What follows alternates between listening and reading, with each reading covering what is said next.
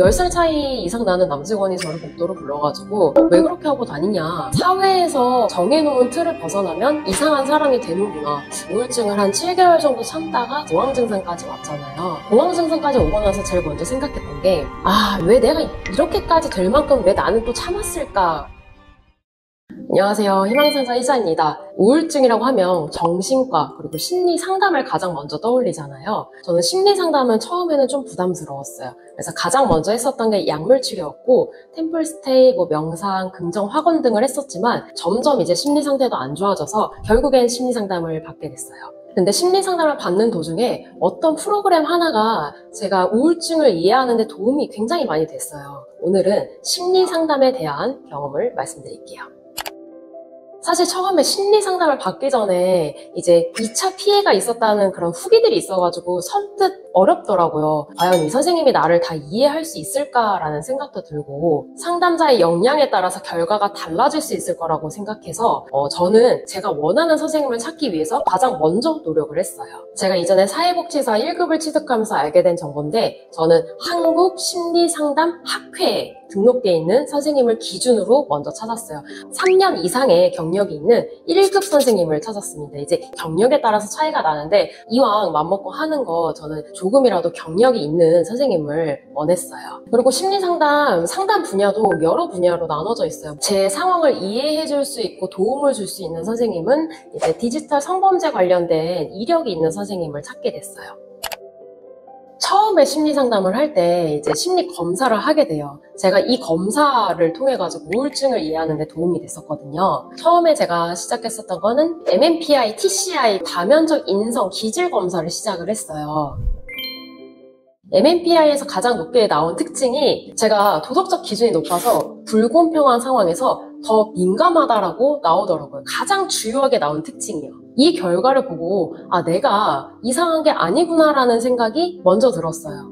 과거 얘기를 하자면 제가 22살쯤에 이제 회사 입사한 지 1년 정도 됐을 때예요. 그때는 그리고 심지어 이렇게 머리가 이렇게 귀를 판 것도 아니었고 단발이었었는데도 10살 차이 이상 나는 남직원이 저를 복도로 불러가지고 왜 그렇게 하고 다니냐. 제가 그때 느꼈던 건 그거였어요. 사회에서 정해놓은 틀을 벗어나면 이상한 사람이 되는구나.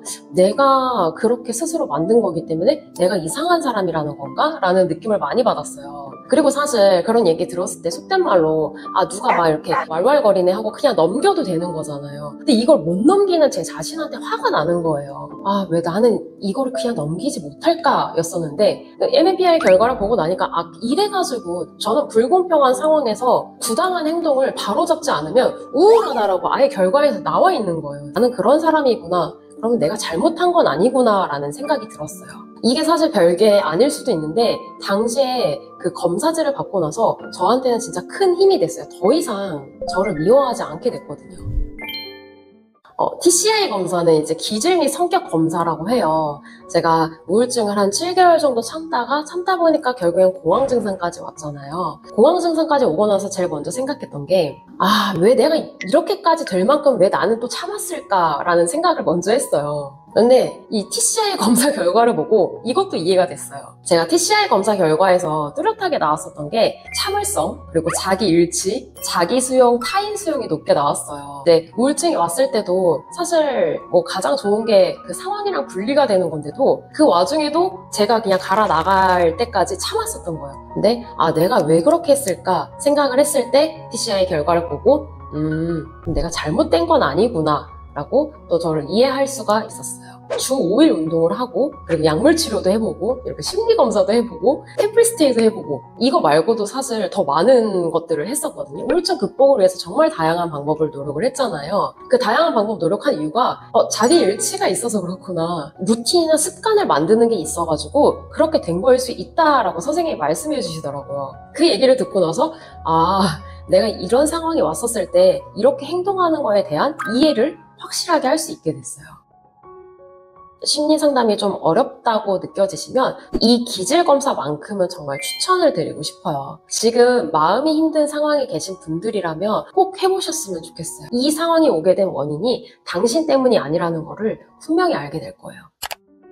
그리고 이제 상담이라는 게 상담 비용이 굉장히 높을 거예요. 근데 저 같은 경우는 처음에는 이제 회사에서 배려 차원으로 회사에서 지원을 해줘가지고 처음 심리 상담을 하게 됐는데, 저 같은 경우에는 많이 안 좋은 상황이었어요. 이제 마음이 너무 아프다 보니까 벽을 치기도 하고, 내가 몸이 아프면 잠깐이라도 그 순간이라도 이걸 잊을 수가 있더라고요. 그래서 10배 이상으로 상담이 필요한 상황인데, 이제 회사한테는 또 미안해서 말을 못 하겠더라고요. 그래서 이제 개인 부담으로 하다가 찾아보게 된 건데, 심리 상담 비용을 지원해주는 제도가 있어요. 나라에서 이제 복지로에 들어가가지고 온라인으로도 신청을 할 수가 있더라고요. 저 같은 경우에도 간단하게 온라인 신청을 했고, 신청한 지 얼마 안 돼가지고 바로 지원이 가능해서 심리 상담을 꾸준하게 받을 수가 있었어요. 비용 부담스러우신 분들은 이런 제도를 활용을 해가지고 처음에 접근을 하시는 것도 저는 추천을 꼭 드리고 싶어요. 네, 그렇게 해서 오늘 이제 심리상담에 대한 얘기를 말씀을 드렸는데, 제가 앞에서 기질적인 특징에서 나온 것처럼 루틴을 또 만들었어요. 체력이 떨어져 가니까. 그리고 우울증 극복을 위해서 운동을 하는 게 너무 좋대요. 그래서 제가 시작했던 게 주 5일 운동이었어요. 회사 끝나고 무조건 운동을 가자. 근데 이렇게 주 5일 운동을 했었을 때 제가 어떤 결과가 나왔는지, 그거는 제가 다음 편에 솔직하게 말씀드릴게요.